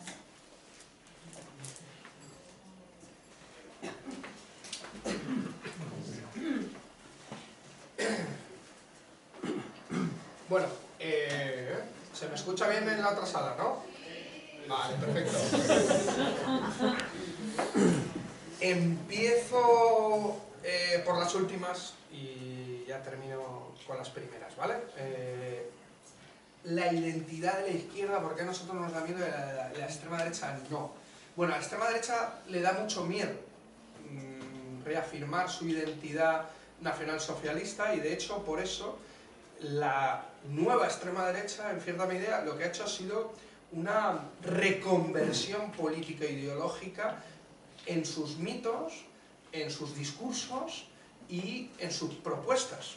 De hecho, aunque podría haber un hilo negro, para no hablar de hilo rojo de la historia, sino un hilo negro de la historia entre los fascismos de entreguerras y parte de la extrema derecha que tenemos actualmente, sí que hay un intento de cortarlo, fundamentalmente en los países donde esa extrema derecha es derrotada en la Segunda Guerra Mundial. Hasta el extremo de que la extrema derecha en entreguerras ataca el concepto de democracia. La extrema derecha actual son los mayores defensores de la democracia. Lo digo, sí, en lo que sería la verborrea, lo que podría ser el discurso público hacia afuera. Ya no hay un nacionalismo expansivo, sino es un nacionalismo más defensivo, por lo que os planteaba justamente antes. Ya no hay una apelación a la violencia, como podría ser los grupos neonazis, que todavía sigue habiendo, lo que es la extrema derecha con cierto auge electoral, quitando si acaso a demócratas de Suecia, que venía de herencia de grupos neonazis. El resto se cuida muy mucho de vincularse con acciones en la calle. Estoy hablando de la nueva extrema derecha, o sea, Amanecer Dorado, el Jobbik, que serían los dos grandes partidos nacional revolucionarios, más nacional socialistas, siguen haciendo una apología de la violencia. Cosa que el Frente Nacional nunca le vas a ver haciendo una apología de la violencia. ¿Vale? Yo creo que es un elemento, por ejemplo, también interesante de ruptura que ha habido. O sea, que hay que entender que hay una renovación en la extrema derecha que supone una cierta ruptura con ciertos esquemas del pasado, del fascismo, de entreguerras, que yo creo que es interesante. No en toda la extrema derecha, pero sí en esta. Y eso también es importante para entender qué ha pasado aquí. A ver, en Portugal hubo una revolución. Aquí hubo una transición pactada. Los que eran parte de la dictadura, de un día para otro eran demócratas. Y eso lo asumimos. Y eso lo que supuso es, en cierta medida, que parte del status quo no se tocó ni lo más mínimo. Gracias a, evidentemente, también una serie de concesiones. Claro, o sea, no fue solo gratis, no fue solo una concesión. Fueron concesiones también a las clases trabajadoras, a la clase obrera, pero nada comparable con una ruptura democrática como, por ejemplo, la revolución de los claveles en Portugal. Entonces, para hablar de separación, Iglesia-Estado, una serie de elementos, entonces, claro que la derecha, yo me gustaría hablar más de derecha reaccionaria, porque yo creo que el franquismo fue una amalgama de diferentes derechas, no fue un fascismo clásico, sino una amalgama de diferentes organizaciones dentro del espectro de la derecha, en donde yo creo que ejemplifica muy bien la idea de Franco con la fusión entre la falange y los requetés. Explica muy bien que Franco se cargó a 1500 falangistas del 38 al 43, que verdaderamente creían en ciertos elementos de lo que propugnaba la Falange, y por eso justamente Hogar Social recoge a Ramiro de Ledesma y no a José Antonio. Yo creo que es un tema importante por la utilización de José Antonio por parte del régimen franquista. Yo creo que es un elemento también importante en lo que sería el fascismo español, pero podríamos decir que Franco no desde lo que sería la derecha retrógrada, la monarquía, monárquicos, a falangistas, o sea, una serie de a carlistas, a una serie de elementos que a los que les dividió tranquilamente los gobiernos, el poder, una serie de elementos, siempre que él ostentara el poder máximo, que en cierta medida también mató la posibilidad de que del nacimiento de una extrema derecha durante un tiempo largo en España. Y yo creo que eso es curioso, ¿no? el entender esto también, ¿no? Mientras que hubo rupturas democráticas tanto en Grecia, digo por las dictaduras coetáneas en el tiempo, en Portugal y en Grecia, en España no, y eso supuso que gran parte de los privilegios de una derecha retrógrada y ultraconservadora se mantengan hasta nuestros días. Es que aquí no hemos podido jugar el franquismo. ¿Pero eso supone que haya un partido extrema derecha con representación parlamentaria? No. Pero vuelvo a decir, ¿que hay mucha ultraderecha en este país? Claro que sí. Pero creo que no hay que intentar diferenciar. Y yo creo que esto era un elemento importante, ¿no? La extrema derecha no ha dejado sus parcelas de poder en este país, nunca, nunca, ni con el Partido Socialista. O sea que el Partido Socialista, que tiene a tantos buenos socialistas muertos en las cunetas, con tantos años de gobierno, no haya hecho nada para sacarlos, o no haya sacado a Franco del Valle de los Caídos, que es algo totalmente anecdótico, ¿eh? O sea, porque es simbólico, o sea, es una cuestión simbólica, ¿vale? Pero aquí perdimos una guerra y hicimos una transición y una ruptura democrática. Eso es lo que explica, en cierta medida, lo que tenemos ahora mismo. Estados Unidos, la extrema derecha, la CIA, ¿no?, que le habían preguntado. Yo digo, Red Gladio. La Red Gladio, no sé si la conocéis, más o menos. La Red Gladio se descubrió en los años 90 formalmente, pero fue una red auspiciada por la OTAN y la CIA a principios de los finales del 40 y principios del 50, con la intención de preparar una resistencia clandestina armada a una posible invasión terrestre de la Unión Soviética de Europa Occidental, ¿vale? Con esa idea, intentando imitar a la resistencia antifascista cuando la ocupación alemana, ¿vale?, de la Segunda Guerra Mundial. Con esa intención, ¿a quién van a fichar? ¿Quién era fiable para la Red Gladio para organizar esa resistencia? No, era la extrema derecha. Claro, la extrema derecha, que teóricamente tenía que haber sido depurada en los países europeos por su implicación en la Segunda Guerra Mundial, fue reenganchada clandestinamente en una red auspiciada por la OTAN y la CIA que actúa hasta mediados de los 90.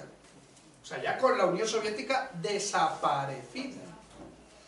A la Red Gladio, que tenía una de sus principales bases en España, pero no la única, porque se creía que en los Pirineos se podía parar un tema de invasión por tanques soviéticos, tuvo mucho impacto en la década de los 60 y 70 en Italia, con intentos de golpe de Estado, por ejemplo el golpe de Estado de Borghese, todo el tema de Plaza di Fontana, todo el tema de la estrategia de la tensión para combatir el ascenso del Partido Comunista Italiano. Estamos al tanto, la estrategia de la tensión fue una serie de atentados para intentar generar caos y favorecer un voto más conservador ante el auge del Partido Comunista. Eso lo vemos que luego se traslada a España en la transición. Nuestra modélica transición tuvo en 4 años más de 200 muertes por violencia política achacables a atentados paramilitares, que están siendo documentados y que estaban vinculados, gran parte de ellas, entre los aparatos del Estado de la vieja dictadura y la Red Gladio que actuaba en España. Atentados, por ejemplo, que están siendo vinculados a la Red Gladio: el atentado del Papus, el atentado de Montejurra, el atentado de Abogados de Atocha. Una serie de atentados muy vinculados a esa estrategia de la tensión. Lo digo para esa vinculación que me pedías sobre el tema de la CIA y la extrema derecha. Bueno, mataron al secretario general del Partido Comunista en Bélgica, o sea, no solo hubo atentados en España, o sea, lo digo para que más o menos veamos. A toda esa extrema derecha no solo se la reingresó, sino que se la armó. Se la armó. Isla Europea, ya más o menos lo hemos comentado. El tema del Partido Popular, yo creo que es importante. Mira, el Partido Popular a mí me recuerda mucho a lo que podría ser el Partido Republicano norteamericano. A mí me recuerda más el Partido Popular, se parece más al Partido Republicano americano que lo que podría ser a la CDU alemana, por ejemplo, a los democristianos, a la corriente democristiana europea, ¿no? Entonces, evidentemente, el Partido Republicano lo que hacen es convivir diferentes familias que compiten en su seno para ver quién es el candidato, justamente, y vemos cómo incluso a Esperanza Aguirre se la vinculó con el Tea Party, con una especie de Tea Party a la española, ¿no? O sea, no es casual estos elementos, ¿no? Hay diferentes familias, yo lo decía, dentro del Partido Popular, diferentes intereses, no solo intereses económicos o intereses de la mafia, sino también intereses políticos. Hay política, aunque parezca mentira, a veces dentro del Partido Popular, que compiten dentro de sus parcelas de poder. Pero hay que ver que el Partido Popular, por ejemplo, en donde gobierna, y aquí hay una diferencia que me parece interesante para las preguntas que habéis hecho, en donde gobierna el Partido Popular suele ser un partido más o menos integrador con los migrantes. Me explico. En lo que yo recomiendo siempre, Madrid, la suma de todos, es un libro magnífico sobre lo que podría ser un estudio muy interesante sobre la Comunidad de Madrid, donde hay un concepto que habla que siempre hemos dicho que la derecha no construye sociedad civil. Y lo que desmitifica este libro es que la derecha sí construye sociedad civil. Construye una sociedad civil por arriba.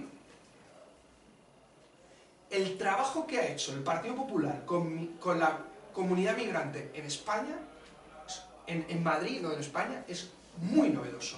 En Valencia es muy novedoso. De cooptación directamente de grupos, directamente eran cooptados. De hecho, el partido con más migrantes a su seno era el Partido Popular en Madrid. Eso es así. O sea, esos son datos. O sea, no... Y cooptaba directamente comunidades enteras. De hecho, ¿qué es lo que hace Esperanza Aguirre? Esperanza Aguirre elimina los CASIs, que eran centros de atención a migrantes, por situación de necesidad. O sea, tú necesitas una casa, vas a un CASI. Tú necesitas una beca para tu hijo comedor, vas a un CASI. Necesitas trabajo, vas a un CASI. Los elimina por los CEPIs.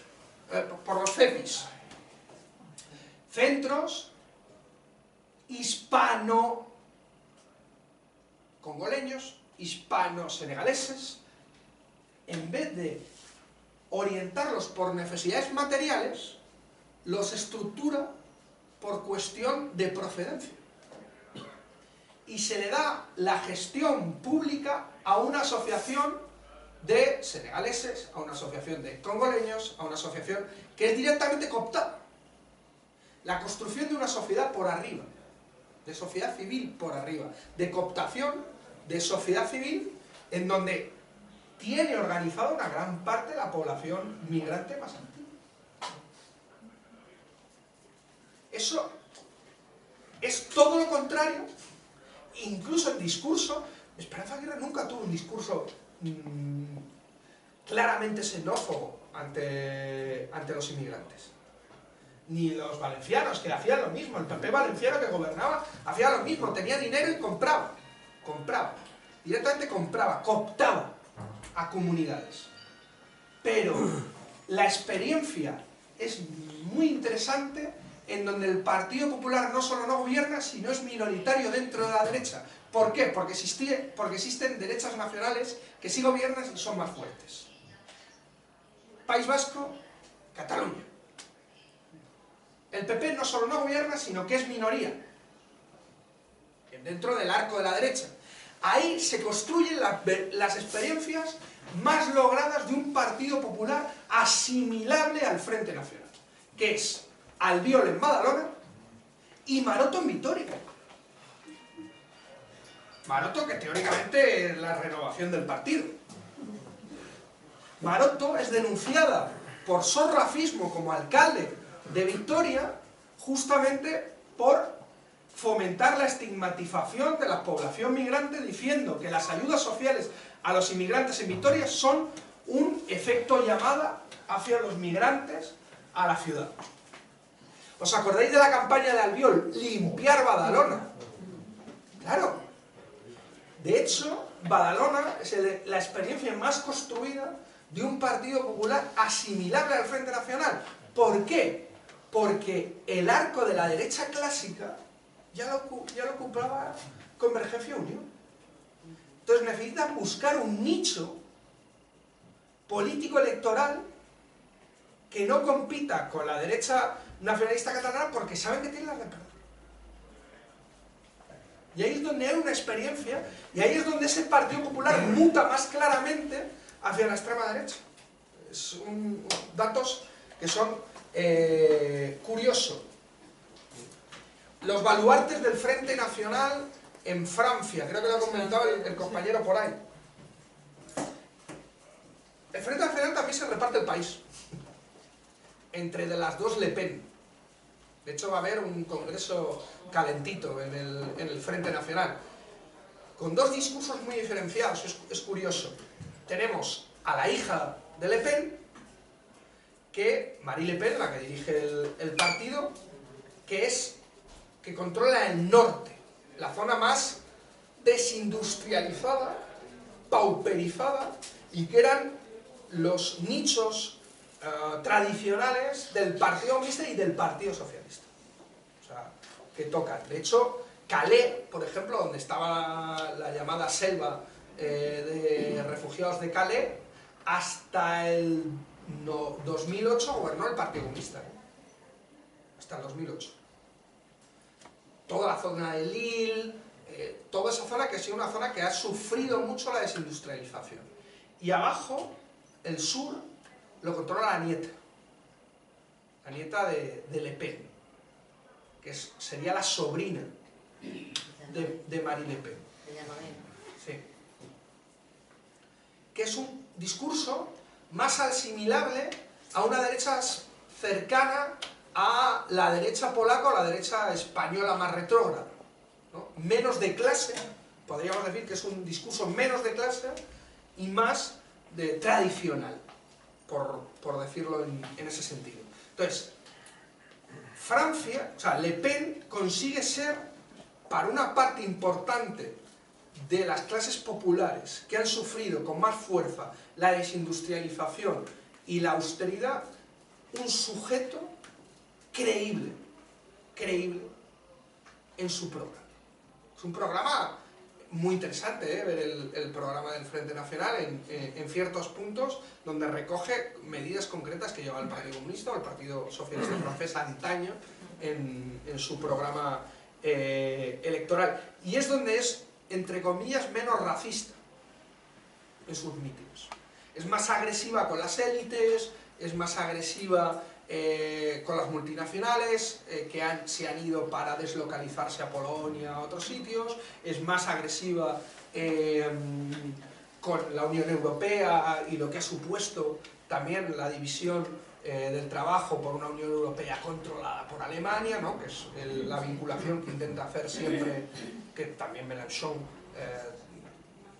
cojea de ese pie, o sea, digo, con el tema de Alemania. Sí, sí, ¿por qué? ¿Cómo la extrapolamos aquí, ¿no? Yo creo que es importante. Creo que, primero, es difícil extrapolarlo porque ha habido un 15M que en Francia no ha habido. O sea, hay un elemento de crítica del reparto que ha evitado un choque de guerra entre el último y el penúltimo, cosa que en Francia y en otros países no ha habido. El problema no es que venga el senegalés a quitarte el trabajo, ¿no? Yo creo que el 15M señala bien, el problema es que unos tienen mucho y otros tenemos muy poco. Esa crítica del reparto en Francia no ha habido. No ha habido una socialización de sentido común dominante en ese sentido. Eso aquí no dura eternamente. Y yo creo que hay mucha gente que nos vota a nosotros que podría votar a una opción de extrema derecha, que vota a los partidos socialistas y podría votar a una opción de extrema derecha, que vota al PP y podría votar a una opción de extrema derecha homologable al Frente Nacional. Lo creo firmemente. Y por eso es tan importante que una opción como Podemos no defraude. Claro, porque si una opción como Podemos defrauda, abre la puerta de par en par al auge de una formación de extrema derecha. Es curioso, Marine Le Pen es mucho más inteligente que su padre, como política. Y es más inteligente que Marion, que sería la sobrina. Pero a Le Pen en el 2006 le hicieron una entrevista y le dijeron: ¿usted por qué cree que no existe un Frente Nacional en España? 2006, ¿no? Y él dijo, fue la última pregunta del País, y él dijo, evidentemente, porque existe el Partido Popular. Una respuesta que nos deja a todos muy tranquilos, ¿no? Y que todos decimos, estamos de acuerdo con el señor Le Pen. Vale. A Marine Le Pen, después de febrero del 2015, después de la victoria de Syriza, le hace la misma entrevista que su padre en El País, que termina con la misma pregunta. ¿Por qué usted cree que no existe el Frente Nacional en España? Y ella responde, porque existe Podemos. Y eso descoloca muchísimo más a la gente. ¿Por qué? Porque Podemos ocupa el espacio de la indignación contra las élites que ocupa el Frente Nacional en Francia. ¿Cuál es el mayor enemigo del Frente Nacional en Francia? ¿Macron? No. Francia insumisa, que es la que le ha disputado gran parte del voto dentro de las clases populares al Frente Nacional, como demuestran las encuestas que se han hecho a posterior. Entonces, el problema es, cuando algunos hemos defendido arduamente que teníamos que evitar, que para mí no era un problema de izquierda o derecha, sino era un problema de no moderar nuestro discurso y no moderar nuestras propuestas políticas, es porque vemos la responsabilidad, además viendo lo que hay en Europa, vemos la responsabilidad de que si aquí frustramos la ilusión de la gente, si aquí frustramos la oportunidad de vehicular el hastío contra las élites y contra las políticas neoliberales, la frustramos y somos vistos como un partido más, que yo creo que es nuestro principal peligro, que nos vean como uno más, yo es mi opinión, como uno más, creo que dejamos una puerta abierta a que otro ocupe ese espacio y que pueda haber una extrema derecha en nuestro país. Por eso os oponéis a la entrada... No, yo no, un minuto. No solo, habría otras muchas cosas, pero para terminar una cosa, para terminar con esto, porque es importante responder al compañero en el sentido de que, ¿y cómo lo combatimos? ¿No? Creo que no solo con grandes retóricas, sino que nosotros no solo podemos ir con una pancarta de Welcome Refugiados, tenemos que ir con dos pancartas. Troika Go Home y Welcome Refugiados. Si nosotros no criticamos las políticas de austeridad y las políticas que están menguando el estado de bienestar, claro que podemos decir, oye, es que en el centro de salud está testado. Claro que la gente puede decir, oye, si hay poco, primero para los españoles. Claro que sí. Si no criticamos las políticas de reparto que hay ahora mismo, si no criticamos cómo están menguando justamente las políticas sociales, y eso no va conjuntamente con una política de integración, con una política de derechos humanos y demás, yo creo que también estamos simplemente cayendo en un discurso buenista que deja un espacio a las clases populares para la entrada de la extrema derecha. Porque al final, con quien conviven los refugiados, con quien conviven los inmigrantes, no es con los señores de Mirasierra, sino con las personas de Móstoles. Claro.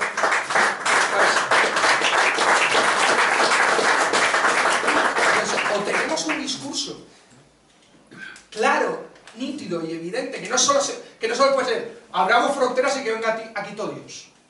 No puede ser ese. Es mucho más complejo. Si no criticamos verdaderamente cómo están fomentando cada día más una guerra entre pobres, una guerra entre el último y el penúltimo, si no criticamos eso, y eso va directamente en la cuestión del reparto y la desigualdad, y ahora que nos hemos metido con el debate del, por ejemplo, el turismo, qué tipo de modelo de turismo, qué tipo de economía, qué tipo de modelo productivo, si no metemos todo esto, si simplemente decimos, no, hay que respetar los derechos humanos, pobrecitos que están muriendo, que entren todos, que yo estoy de acuerdo, que no va contra eso, pero si eso no lo vertimos, estamos dándole el espacio a todo ese discurso de bar, todo ese sentido común de bar, ¿no?, que se da, pero que es real. Es que es real. Es que en una cola del centro de salud no te encuentras con una señora Moraleja, te encuentras con un ecuatoriano, o con un pakistaní, o con un senegalés, como es en mi barrio en Lavapiés. Es así. Entonces, si tú eso no lo conllevas a una amplitud de derechos, si no entendemos que luchar por los derechos, en este caso de los inmigrantes, es en cierta medida defender nuestros derechos, si no entendemos eso, y no lo metemos en el discurso, yo creo que vamos a tener agujeros por todas partes. Agujeros por todas partes. Y en esos agujeros se cuelan. Entonces, por eso es más complejo que si entrar en un gobierno de Castilla-La Mancha.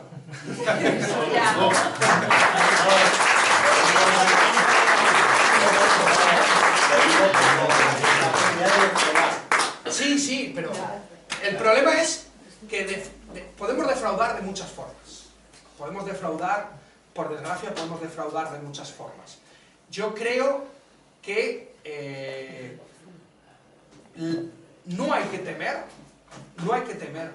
a estar en un gobierno, pero yo creo que sí hay que temer a subordinarnos a una fuerza como el Partido Socialista.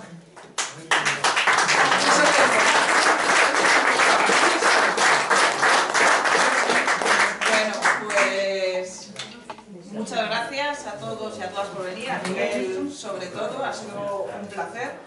Y antes de que nos vayamos, deciros solamente tres cositas. Como ha dicho antes el compañero, si alguien ha tenido o tiene algún problema para inscribirse como militante, estamos ahora ahí en la secretaría y están los coordinadores de los círculos que lo podemos solucionar. Y también si alguien... Si alguien no está inscrito en el WhatsApp de su círculo de zona o está interesado en recibir más información, también podéis pasar por ahí, que ahora mismo os atendemos. Y deciros también que la siguiente charla que vamos a tener es el día 25 de agosto. Estarán con nosotras Mónica García y Carmen San José para hablarnos de un tema que además a nosotros en Móstoles nos afecta directamente, que es el tema de la sanidad y del hospital. Y os invitamos a todos y a todas a que vengáis también ese día y muchísimas gracias por estar aquí.